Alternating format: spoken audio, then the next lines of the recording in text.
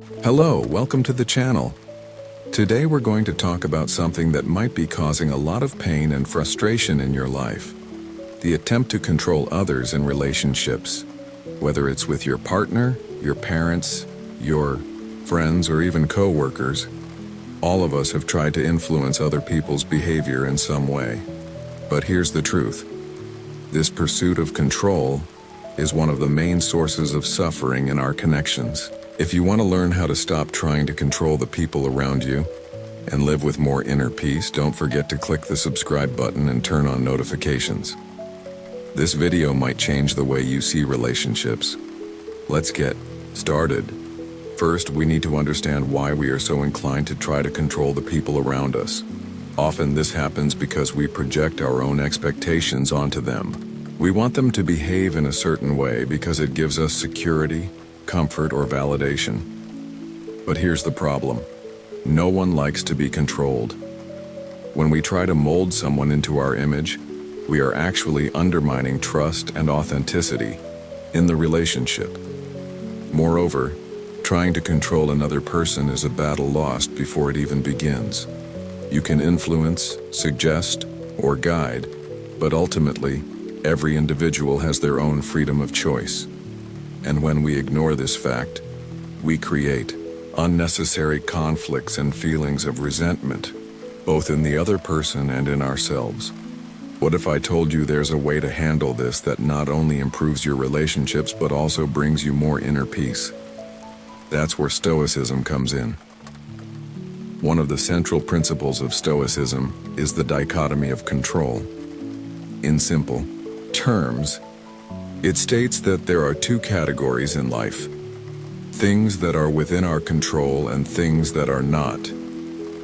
In relationships, this means that you cannot control what another person thinks, feels, or does. But you can control your own actions, thoughts, and reactions. Imagine you're frustrated because your partner didn't help with household chores today. Instead of blaming or criticizing, ask yourself, what can I do to improve this situation? Perhaps you can express your feelings calmly and assertively, without judgment. Or maybe you can simply accept that sometimes things don't go as planned. Epictetus, one of the great Stoic philosophers, said, "Nothing is more characteristic of the irrational nature than to blame others." When we take responsibility for our own emotions and actions, we start creating healthier and more balanced relationships. Now that we understand the concept of the dichotomy of control, let's explore the benefits of applying it in relationships. First, you'll experience a profound sense of relief. When you stop trying to force people to act according to your expectations, you eliminate a major source of stress and anxiety. Instead of wasting energy trying to change others, you focus on yourself. This allows you to cultivate patience, understanding, and empathy, essential qualities for any healthy relationship. When you stop trying to control the people around, you feel freer to be who they truly are. This creates an environment of trust and vulnerability where genuine connections can flourish. Without the pressure of trying to mold the other person, conflicts decrease dramatically. Arguments stop being power struggles and become constructive dialogues based on mutual respect. So, how do you put all this into practice in everyday life? Here are 3 simple steps to start applying the dichotomy of control in your relationships.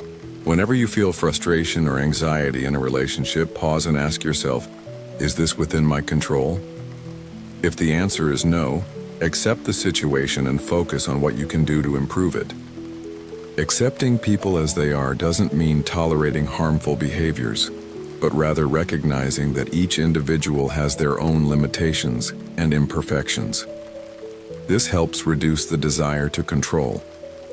When you need to express your feelings, do so clearly and empathetically. Avoid accusations and judgments. Remember, the goal is to promote understanding, not to win an argument. Another important aspect of letting go of the need to control others is practicing self-compassion. Often, our need to control stems from personal insecurities or fear of rejection. When we begin to accept ourselves as we are, including our flaws and vulnerabilities, we become less dependent on external validation. This not only strengthens our self-esteem, but also allows us to see others with more compassion. Instead of trying to change someone, we can embrace their differences and learn from them. After all, the richest relationships are those where both parties grow together without losing their individuality. It's worth mentioning that when adopting this approach, you may face resistance, especially if the people around you are used to your attempts at control. They might interpret your new stance as indifference or lack of interest. In that case, it's important to communicate your intentions clearly and gently. Explain that you're seeking to improve the relationship, not give up on it. Additionally, remember that societal expectations often pressure us to control others. Whether to keep up appearances or follow cultural norms, challenging these expectations requires courage, but it's an essential step toward living authentically and fully. We've reached the end of this video, but I hope you've realized just how powerful the concept of the dichotomy of control is for transforming your relationships. When we stop trying to control others and focus on what we can control, we create space for more authentic, harmonious, and meaningful connections. If this video brought clarity for you, don't forget to subscribe to the channel and leave a like. Also, share this video with someone who needs to hear these lessons today. Together we can build healthier relationships and live with more inner peace. Until next time.